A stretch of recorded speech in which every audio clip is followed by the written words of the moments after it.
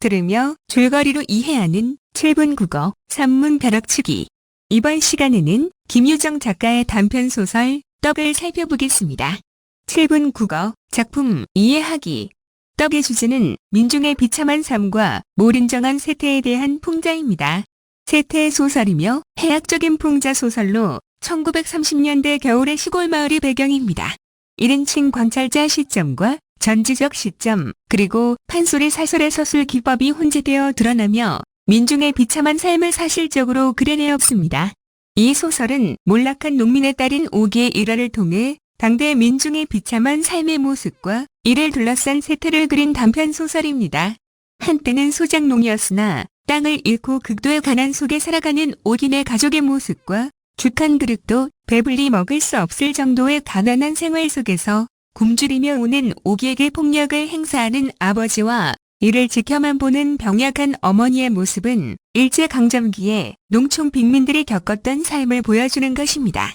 또한 자신들은 맛있는 음식으로 배를 채우면서도 굶주림에 지쳐 잔칫집 부엌을 기웃거리는 오기를 동정하기보다 냉대하고 구경거리로 삼아 비난을 퍼붓는 동네 계집들의 모습은 몰인정한 세태의 단면을 드러냅니다. 이 작품에서 술자인 나는 음식으로 인해 고통을 받는 오기를 안타까워하면서 오기의 처지를 이해하지 못하고 나무라기만 하는 아버지와 동네 여자들의 비정한 행태를 고발하고 있습니다. 7분 국어 작품 줄거리. 7살 난 오기의 부모는 한때 소작농이었으나 땅을 잃고 개똥이네 집에 빌부터 살고 있습니다. 오기의 부친 덕희와 오기의 어머니는 생계 능력이 별로 없어 우중충한 방에 누워 배고픔을 견디는 날이 많습니다. 또한 덕희는 게으른 데다 걸핏하면 술을 마시며 신세를 한탄합니다.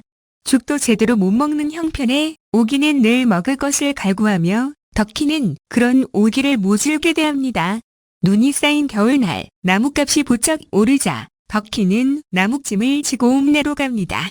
오기는 아버지가 죽을 먹고 나뭇짐을 지고 읍내에 들어간 다음에야 어머니에게서 죽 한 그릇을 얻어먹지만 그것만으로 배를 채울 수는 없었습니다. 하루는 개똥어머니가 지주인 도사댁 생일 잔치에 가는데 그 뒤를 오기가 따라 나섭니다. 잔치집에 모여든 동네 계집들은 그런 오기를 박대하지만 도사댁 작은아 씨는 웃으면서 오기에게 큰 대접에 국밥을 말아줍니다. 작은아 씨는 오기가 순식간에 그릇을 비우는 것을 보고 이번에는 시루떡과 팥떡과 백설기와 꿀떡 등을 차례로 내어줍니다. 또한 오기는 이미 많은 양의 음식을 먹고도 작은아 씨가 주는 떡들을 받아 꾸역꾸역 씹어 넘깁니다. 동네 계집들은 오기의 그런 행동을 말리지 않고 구경거리로 삼습니다. 오기는 집으로 돌아오는 길에 탈이 나서 먹은 것을 전부 개워냅니다. 오기는 집에서 대굴대굴 구르며 고통스러워하지만 오기의 부모는 치료를 하지 않고 점쟁이를 불러 경을 읽게 합니다. 오기는 얼굴이 노랗게 질리고 핏기가 멎었다가 침을 맞고 나서야 포대기 속의 똥을 갈기고 겨우 생기를 되찾게 됩니다. 7분 국어 심화학습. 등장인물의 성격입니다. 오기는 궁핍한 환경에서 극도의 굶주림에 시달리며 아버지로부터 미움을 받고 살아가는 인물입니다. 식탐을 절제하지 못하고 무리하게 떡을 받아먹다가 봉변을 당하게 됩니다. 덕희는 오기의 아버지입니다. 한때는 소작농이었으나 땅을 잃은 뒤 자포자기하게 되었고 게으르며 동네에서 제일 가난하게 살아갑니다. 자신의 어린 딸인 오기를 미워하고 구박합니다. 오기 어머니는 경제적으로 무능한 남편과 함께 대책 없이 하루하루를 연명하는 인물입니다. 봉변을 당한 오기를 걱정하며 점쟁이를 부릅니다. 작은아 씨는 굶주린 오기에게 갖가지 음식을 내어주며 따뜻한 인정을 베풉니다. 각박한 세태 속에서 본보기로 삼을 만한 긍정적인 모습을 보여주는 인물입니다. 동네 계집들은 도사댁 생일잔치에 온 오기를 박대합니다. 오기의 행동을 구경거리로 삼아 수수방관하며 동정하는 태도를 보이지 않습니다. 세태를 반영하는 인물들입니다. 나는 소설의 서술자입니다. 오기와 덕희의 일거수일투족을 자세히 알고 있으며 독자에게 이야기를 전달합니다. 작품의 서술상 특징입니다. 이 작품은 전체적으로는 1인칭 관찰자인 나가 등장하여 자신이 경험한 것과 주인공인 오기에 대한 내용을 독자에게 객관적으로 전달하는 형식을 취하고 있습니다. 그러나 부분적으로는 당사자들의 증언을 인용하는 형식으로 자신이 경험하지 못한 부분까지 서술하는 시점의 혼란을 보여주고 있습니다. 소설에서 서술자가 덕희의 말을 빌리면 이라고 말하는 부분과 개똥 어머니에게 좀 설명하여 받기로 하자 등과 같은 말하기를 통하여 관찰자의 시선으로 이야기가 전달되고 있음을 보여주기는 합니다. 그러나 이때에도 말을 전하는 이들이 서술자가 설명하는 범위를 넘어서는 내용까지 전달하게 되는 서술상의 모순을 드러내고 있습니다. 이러한 시점의 혼란은 판소리 사설에서 전지적 시점에 있는 창자가 수시로 작중에 개입하여 자신의 주관적인 생각을 전달하는 서술 방식으로부터 기인한 것입니다. 또한 별도의 인용 표지 없이 인물의 행동이나 심리를 묘사하는 대목이 자주 보인다는 점도 특징적입니다. 서술자인 나는 등장인물들에 대해 관찰자로서의 거리를 유지한 채 인물들의 말과 행동에 대한 판단을 드러내고 있습니다. 이러한 서술 방식은 판소리 사설에서 전지적 시점에 있는 창자가 시시때때로 사건에 개입하여 자신의 생각을 드러내는 방식과도 매우 유사하다고 할 수 있습니다. 서술자인 내가 개똥 어머니의 말을 받아들이는 태도입니다. 이 작품에서 나는 개똥 어머니에게 오기가 잔칫집에서 음식을 너무 많이 먹은 일에 대한 설명을 듣고 그렇게 많이 먹는 것을 왜 말리지 않았는지 지적을 합니다. 이에 대해 개똥 어머니는 일부러라도 먹이고 싶었는데 배고파 먹는 것은 더더욱 말리지 못했다며 어쩔 수 없었다고 변명하지만 나는 그것이 빨간 거짓말이라고 생각합니다.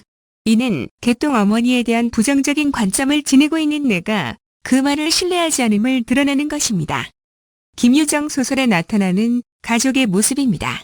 김유정 소설에서의 가족은 중요한 문학적 표제 중의 하나입니다. 그의 소설은 가족의 형성과 존속, 그리고 붕괴와 해체의 과정을 재현합니다. 이때 가족은 극도의 가난으로 인해 폭력성을 보이는 등 윤리성을 상실한 모습으로 드러납니다. 그의 소설에서 가족은 전통적인 대가족의 모습이 아니라 대개 남편과 아내와 자식으로 구성된 단출한 형태를 띱니다. 그리고 그러한 가족은 내외적 상황에 의해 끊임없이 존속을 위협받는 모습으로 제시됩니다. 이는 가족을 국가의 소규모적 형태로 인식한 결과라고 할 수 있습니다. 정상적인 가족이란 온전한 사회 구조 안에서만 가능하다는 것을 인식하게 함으로써 1930년대 식민지 시대의 국가적 위기가 가족의 위기를 불러오고 있음을 보여주기 위한 장치로 활용되는 것입니다. 떡의 상징적 의미입니다. 오기는 굶주림에 허덕이다가 잔칫집에서 떡을 먹고 탈이 나서 죽을 지경에 이릅니다. 그러한 상황 속에서도 아버지 덕희는 오기가 혼자 떡을 먹은 것에 대해 서운해하는 모습을 보입니다. 작품에서 떡이란 굶주림을 채워주는 음식이면서 가난한 민중들이 추구하는 풍요로운 삶을 상징합니다. 오기를 대하는 아버지 덕희의 태도입니다. 이 작품에서 오기의 아버지 덕희는 오기에게 폭력을 행사하거나 증오하는 비정상적인 모습을 보입니다. 덕희는 굶주린 오기에게 화를 내면서 과식으로 죽을 지경에 처했다가 겨우 살아난 오기를 걱정하는 것이 아니라 귀한 음식을 혼자 먹은 것에 대해 시기하는 모습을 보입니다. 이러한 덕희의 비인간적인 행태는 서술자인 나의 관점에서 놈이라는 부정적인 명칭을 통해 독자에게 전달되고 있습니다. 떡에서 살펴볼 수 있는 김유정 작가의 농촌소설의 특징입니다. 김유정은 농촌 마을에서의 생활 경험을 토대로 동백꽃과 만무방과 떡과 같이 농촌을 배경으로 한 소설들을 다수 창작했습니다. 작품 속에서 농촌은 남녀 간의 사랑과 함께 인간들의 다양한 삶의 양상이 펼쳐지는 공간으로 그려집니다. 그러나 그곳에서 주인공들이 보여주는 행위의 이면에는 1930년대 일제강점기 농촌 현실의 모습과 그로 인한 삶의 아픔이 자리하고 있습니다. 예를 들어 동백꽃의 주인공인 나와 점순이가 보여주는 애정과 갈등의 양상, 그리고 만무방에서 응호가 자신의 논에서 별을 훔치다가 적발되는 아이러니한 결말은 작품에 등장하는 인물들이 처해 있는 지주와 마릉과 소장농이라는 농촌 계층 구조와 관련되어 있습니다. 이 소설도 당대의 농촌 현실을 반영하고 있으며 토지에서 유리되어 극도로 궁핍한 상태에 놓인 농촌 빈민의 모습을 보여줍니다. 땅을 잃은 채 남의 집에 얹혀 사는 덕희가 자포자기하며 나태하게 살아가는 이유를 그의 성격적인 결함에서 찾을 수는 있습니다.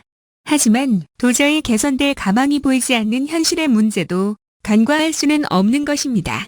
작품에서 오기가 보여주는 비정상적인 식탐은 고통스러운 현실에서 생존하고자 하는 처절한 몸부림으로 이해할 수 있습니다.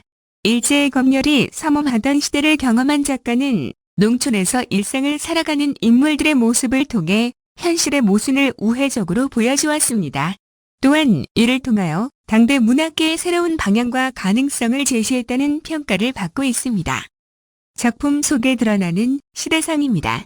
이 작품은 가난한 집의 7살 소녀 오기가 부잣집 잔치에서 억척스럽게 음식을 먹다가 탈이 나서 죽을 뻔했다가 다시 살아난다는 이야기로 민중의 비참한 삶을 형상화하였습니다. 죽 한 그릇도 배불리 먹지 못할 정도로 궁핍한 삶을 살아가는 오기네 가족의 모습을 통해 당시 민중들의 피폐한 삶을 사실적으로 보여주고 있습니다. 또한 음식으로 인해 고통스러운 상황에 처하게 되는 어린 오기를 옆에서 지켜보면서도 도와주기는커녕 재밌거리로 삼아 농담의 소재로 활용하는 마을 사람들의 태도를 통하여 몰인정한 세태를 풍자합니다. 이는 힘없는 어린아이인 오기의 모습과 그런 오기를 둘러싼 환경이 개선되리라는 전망을 발견할 수 없게 함으로써 작품의 비극성을 부각시키는 것입니다. 함께 읽으면 도움이 되는 작품입니다. 시인 백석의 국수라는 작품이 있습니다. 국수는 유년 시절 눈이 내리는 날에 국수를 나누어 먹던 마을 사람들의 흥겹고 따뜻한 분위기를 묘사한 작품입니다. 국수에 대한 아련한 기억을 개성적이면서도 토속적인 언어로 그려냄으로써 우리 민족의 일상적인 삶과 소박한 정서 그리고 민족 공동체에 대한 애정을 드러내었습니다. 시 속에서 국수라는 음식을 소재로 삼아 우리 민족 고유의 심성과 공동체적 삶의 방식에 대한 애정을 드러내고 있습니다. 국수는 이 소설과 마찬가지로 음식을 소재로 한 작품으로서 인물들이 음식을 대하는 인식과 태도가 어떻게 다른지 비교해 볼 만합니다. 또한 백석의 시가 전통적 공동체의 재현을 통해 우리 민족의 담백한 심성을 표현하고 있다면 김유정의 소설은 향토적 정감을 바탕으로 해악이라는 전통적 특질을 계승하고 있다는 점도 비교할 만합니다. 그리고 두 작품은 모두 지역 방언을 적극적으로 활용하여 향토적 정서를 불러일으키고 한국 문학의 고유한 미의식을 드러낸다는 점이 공통적입니다.